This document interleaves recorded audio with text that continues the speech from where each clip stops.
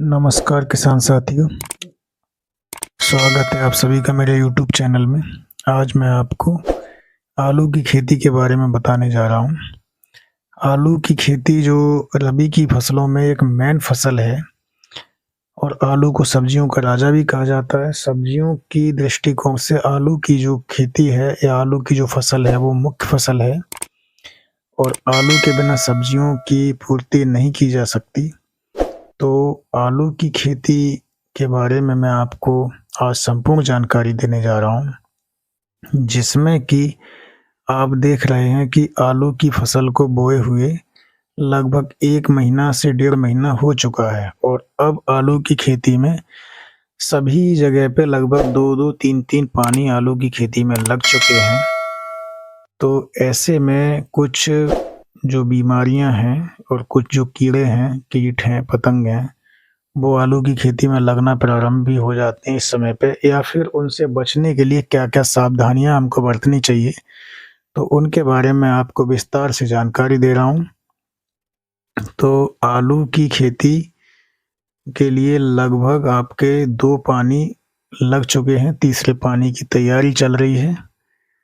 तो ऐसे में हमको आलू में सबसे पहले तो कार्बेंडाजिम और मैंकोजेब की स्प्रे करनी चाहिए, जिससे कि कोई भी फफूंदी रोग हैं, फफूंद जनित रोग हैं, वो खेत में ना लग पाए। तो किसान साथियों, आलू की खेती में कुछ जो कीट पतंग लगते हैं उनके बारे में बता रहा हूँ। जैसे कि ये कुतरा सूंडी लगती है।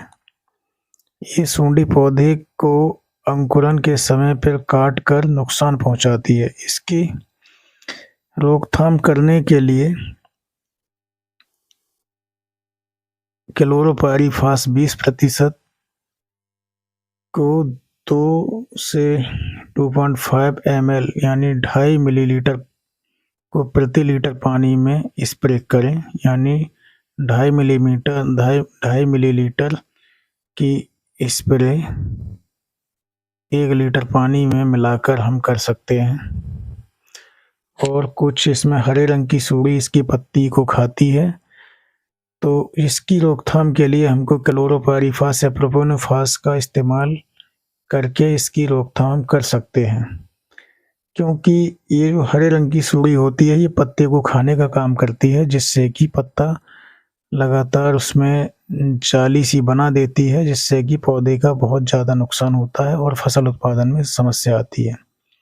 ऐसे में हम इसकी रोकथाम के लिए क्लोरोपाइरीफास या प्रोपोनोफास का इस्तेमाल कर सकते हैं। एक लाल भुंडी नामक कीट लगता है, ये कीड़ा पत्ते को खाकर नुकसान पहुंचाता है। इसकी रोकथाम करने के लिए इनके अंडों को इकट्ठे करके खेत से दूर कर देने चाहिए या फिर नष्ट कर देने चाहिए, तथा इसकी रोकथाम करने के लिए कार्बारिल 1% को इसमें इस्तेमाल कर सकते हैं। एक सफ़ेद रंग की सूड़ी लगती है जो कि आलू को अंदर ही अंदर खाती है। तो इसकी रोकथाम करने के लिए हमको खेत में कार्बाफ्यूरान या फोरोटॉक्स का इस्तेमाल कर सकते हैं, जो कि बुवाई के समय पर ही ये की जाती है। आलू में कुछ जो बीमारी हैं, कुछ वो लगती हैं, जैसे कि काले धब्बे। तो काले धब्बे ये एक ऐसी बीमारी है जो आलूओं पर काले रंग के धब्बे दिखाई पड़ते हैं, जिससे कि आलू की क्वालिटी में काफ़ी नुकसान होता है। तो ऐसे में हम क्या कर सकते हैं कि जो इस रोग से प्रतिरोधी जो किस्म है उनकी हम बुवाई कर सकते हैं। आलू में अगेती झुलसा भी लगता है। अगेती झुलसा लगने से आलूओं की पैदावार में बहुत कमी हो जाती है, जिससे कि हमको खेत में बार बार एक ही फसल ना लगानी चाहिए, तथा खेत में फसल चक्र का इस्तेमाल करना बहुत ज़रूरी है। और जो बीज है हमारा, बीज को सही से चयनित करना चाहिए, जिससे कि कोई भी फफूंद या बीमारी जनित बीज ना होना चाहिए। तथा इसकी रोकथाम करने के लिए हमको मैंकोजेब 30 ग्राम या कॉपर ऑक्सीक्लोराइड 30 ग्राम प्रति लीटर प्रति 10 लीटर पानी में घोलकर इसका छिड़काव कर सकते हैं, जिससे कि इसकी रोकथाम की जा सकती है। तथा आलू में कुछ ऐसे कीड़े लगते हैं जो स्टोर में पड़े आलूओं पर ही लग जाते हैं और आलू में छेद करके इसका गुदा खाता है। तो ऐसी स्थिति में हमारे लिए 1 ग्राम प्रति लीटर पानी में स्प्रे करके इसका इस्तेमाल करना चाहिए। पछेती झुलसा, इस बीमारी का हमला पत्तों की शिखरों और नीचे के भागों पर देखा जा सकता है। प्रभावित पत्तों को बड़े आकार के भूरे रंग के धब्बे दिखाई देते हैं। इन धब्बों को अगर ऐसे धब्बे दिखाई पड़ रहे हैं तो ये हमको मान लेना चाहिए कि खेत में पछेती झुलसा लग चुका है। और पछेती झुलसा का बहुत ही बड़ा प्रकोप है। इसकी प्रकोप से खेत में 50% तक की हानि हो जाती है। तो पछेती झुलसा की रोकथाम के लिए कार्बेंडाजिम प्लस मैंकोजेब का इस्तेमाल कर सकते हैं, जिससे कि पछेती झुलसा से बचा जा सकता है। तथा भंडारण के समय पर आलू में कुछ ऐसी बीमारी लगती हैं जो कि आलू में काले रंग के और भूरे रंग के धब्बे दिखाई देते हैं।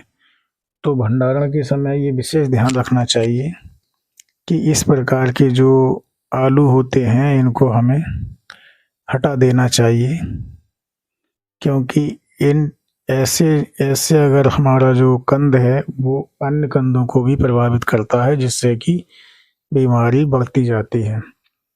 तो ये कुछ फसल की जो बीमारियां हैं आलू में जो लगती हैं, मुख्य बीमारियां, उनके बारे में हमको सावधानी रखनी चाहिए और इनसे निजात पाने के लिए हमको ज़रूरी रसायनों का इस्तेमाल करना चाहिए। तथा जब आपकी फसल आलू की सही सलामत जब पकने की स्थिति में हो, उस समय पे हमको ऊपर से इनके तनों की कटाई कर देनी चाहिए, जिससे कि तनों की कटाई करने से आलू के अंदर बीमारियां कम लगती हैं। दूसरी बात यह है कि ऐसी स्थिति में जो ऊपर का जो तना जो होता है, उसकी जो त्वचा होती है या उसका हम छिलका कहें, छिलका बहुत ज़्यादा उसका मजबूत हो जाता है, जिससे कि कोई भी उसमें समस्या नहीं आती है। कुछ धब्बा रोग भी लगते हैं, इसके पत्ते पीले पड़ जाते हैं और पौधों की जो बढ़वार है वो रुक जाती है। इससे आलू का आकार भी छोटा रह जाता है। इसकी रोकथाम करने के लिए मेटासिस्टोक्स या रोगोर 300 ml प्रति 200 लीटर पानी में घोलकर उसका छिड़काव करने से 1 एकड़ खेत में पर्याप्त मात्रा रहती है। इसका लगातार हमें 2 बार इस्तेमाल करना चाहिए 8-8 दिन के अंतराल पर, जिससे कि हमारी फसल में ये इस प्रकार की जो बीमारियां होती हैं इनको बिल्कुल रोक दिया जाता है। तो किसान भाइयों, जाहिर है कि आपको जानकारी पसंद आई होगी। अगर आपको वीडियो अच्छी लगी हो तो वीडियो को लाइक करें, चैनल को सब्सक्राइब करें और बेल आइकन को प्रेस करना ना भूलें। धन्यवाद किसान भाइयों।